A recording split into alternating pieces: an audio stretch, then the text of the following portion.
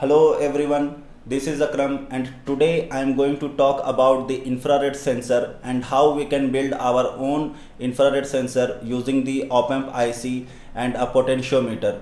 And today I can show you this IR module which you can buy from the market directly, but I am going to build this by using the op-amp IC.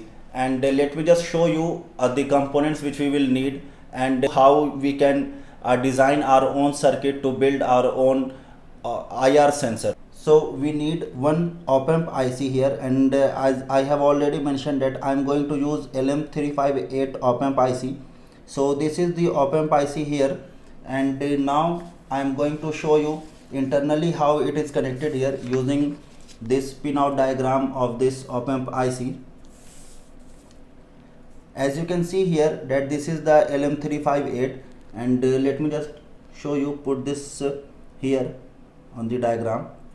And as you can see that there are two op-amp IC in this LM358 IC, and there are two op-amps, and I am going to use only one op-amp because it is only one op-amp which we require. And there on the pin 1, as you can see that this one is the output of this op-amp, and this one is the input and the inverting terminal, and this one is the input in the non-inverting terminal. This is the ground, and the pin 5, 6, 7 are the inputs and the output of the second op-amp IC which we will not use, and the 8th pin of this IC is the VCC which we will supply the 5 volt voltage here.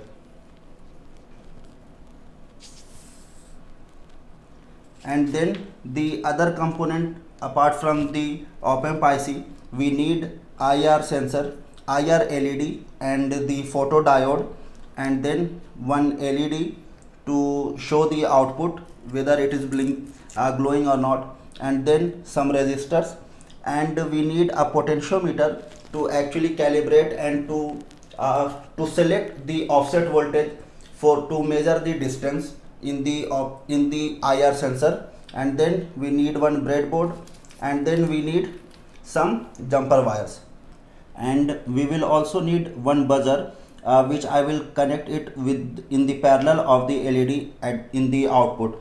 Okay, so now let me just show you the actual circuit which I will be using to build my own IR sensor. So here in this circuit, as you can see that there is an op-amp IC in the LM358, and this one is the op-amp, 1 is the output, 2 and 3 are the inputs. At pin 2 we are going to connect in the inverting terminal, and at 3 this is one is the non-inverting terminal.